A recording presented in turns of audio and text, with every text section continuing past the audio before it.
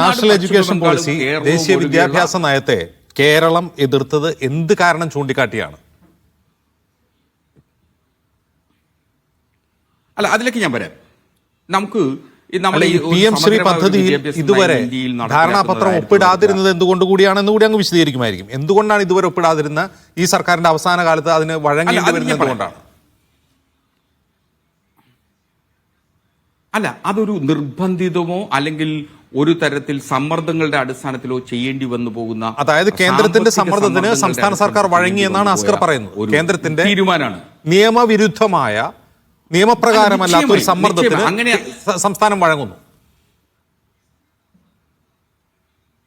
അല്ല, നിശ്ചയമായി അങ്ങനെ തന്നെ വേണം ഇപ്പൊ അനുമാനിക്കാനും കരുതാനും. കാരണം എന്ന് വെച്ച് കഴിഞ്ഞാൽ നമുക്ക് ലഭിക്കേണ്ട 1463 കോടി രൂപ ലഭിക്കുന്നില്ല.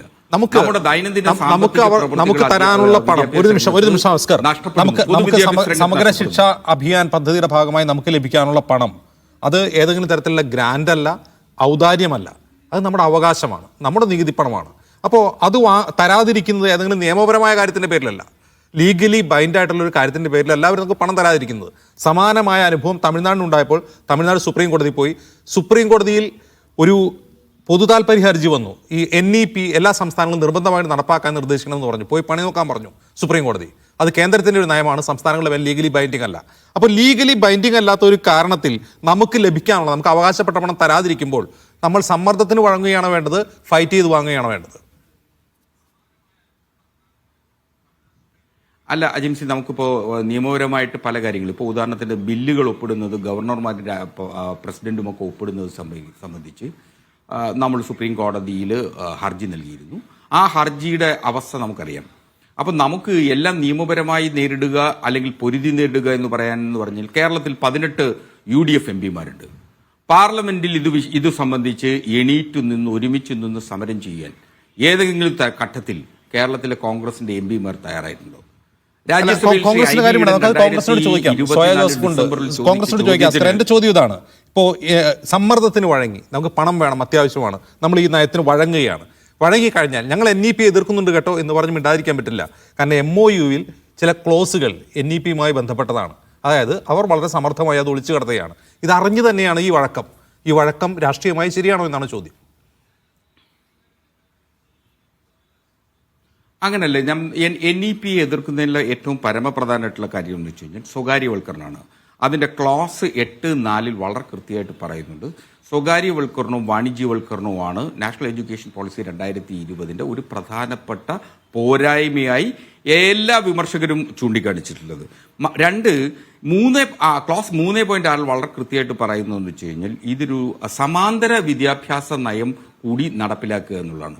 സമാന്തര വിദ്യാഭ്യാസ നയം നടപ്പിലാക്കുക അല്ലെങ്കിൽ ഓൾട്ടർനേറ്റീവ് സിസ്റ്റം ഓഫ് എഡ്യൂക്കേഷൻ നടപ്പിലാക്കുക എന്നതുകൊണ്ട് ഉദ്ദേശിക്കുന്നത് ഇപ്പോൾ നാളിതുവരെ നാം നേടിയിട്ടുള്ള എല്ലാ പാരാമീറ്റേഴ്സും കേരളത്തെ സംബന്ധിച്ച് മറ്റിതര സംസ്ഥാനങ്ങളുടെ എഡ്യൂക്കേഷണൽ പാരാമീറ്റേഴ്സ് എന്ന് പരിശോധിച്ചു കഴിഞ്ഞാൽ നമ്മൾ വളരെ വളരെ മുന്നിലാണ്. മറ്റു സംസ്ഥാനങ്ങൾ ഇൻഫ്രാസ്ട്രക്ചറുടെ കാര്യത്തിൽ വളരെ വളരെ മുന്നിലാണ്. മൂന്നാമതായി നമ്മൾ എതിർക്കുന്നതിന്റെ ഏറ്റവും വലിയ പ്രശ്നം എന്ന് പറയുന്നത് ഇവർ ഡിജിറ്റൽ ക്ലാസ് റൂമുകളും ഡിജിറ്റൽ ലൈബ്രറികളും ഓഫർ ചെയ്യുമ്പോൾ ഇന്ത്യയിലൊട്ടാകെ ഇന്റർനെറ്റ് സംവിധാനം നാളിതുവരെ എത്തപ്പെട്ടിട്ടില്ല. അപ്പോൾ 2 തരം വിദ്യാർത്ഥികളെ ഇന്ത്യയിൽ സൃഷ്ടിക്കപ്പെടുന്നു, 2 തരം പൗരന്മാരെ സൃഷ്ടിക്കുന്നു എന്ന വലിയൊരു ആക്ഷേപം ഇക്കാര്യത്തിലുണ്ട്. മാത്രമല്ല, അവർ ഏറ്റവും പരമപ്രധാന ക്ലോസ് 4.27 പറയുന്നത് വളരെ കൃത്യമായി നോളജ് ഓഫ് ഇന്ത്യയുടെ സംസ്കാരത്തെ സംബന്ധിച്ച്, അറിവുകളെ സംബന്ധിച്ച് സിലബസിൽ ഉൾപ്പെടുത്തുക എന്നുള്ളതാണ്. ഇത് NCERT നാളിതുവരെ നടപ്പിലാക്കിക്കൊണ്ടിരിക്കുന്ന കാവ്യവൽക്കരണം, സിലബസുകളിൽ കാവ്യവൽക്കരണം, ചരിത്രത്തെ നിരാകരിക്കുകയും പുനഃക്രമീകരിക്കുകയും ചെയ്യുന്നു എന്ന വലിയ ആക്ഷേപമാണ് സംഘപരിവാർ നേരിടുന്നത്. ആ സംഘപരിവാർ അജണ്ട കേരളത്തിൽ നടപ്പിലാക്കാൻ കഴിയില്ല. ആ നിലപാട് തന്നെയാണ്.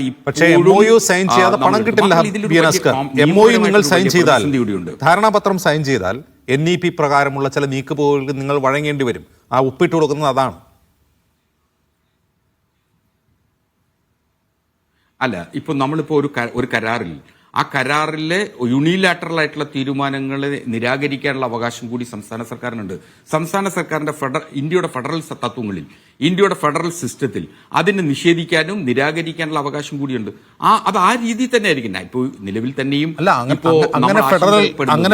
ഫെഡറൽ സംവിധാനം പദ്ധതി നടപ്പിലാക്കണോ എന്നുള്ള കാര്യം പ്ലാനിംഗ് ബോർഡ് 2020 തയ്യാറാക്കിയ ഡ്രാഫ്റ്റ് പേപ്പർ ഉണ്ട്. അവർ പറയുന്ന വളരെ പ്രധാനപ്പെട്ട, നിങ്ങൾ പറഞ്ഞ ഈ പ്രശ്നങ്ങളൊക്കെ ഉണ്ട്, അവർ പറയുന്ന പ്രധാനപ്പെട്ട പ്രശ്നം എഡ്യൂക്കേഷൻ ഒരു കൺകറന്റ് ലിസ്റ്റ് ഉള്ള കാര്യമാണ്.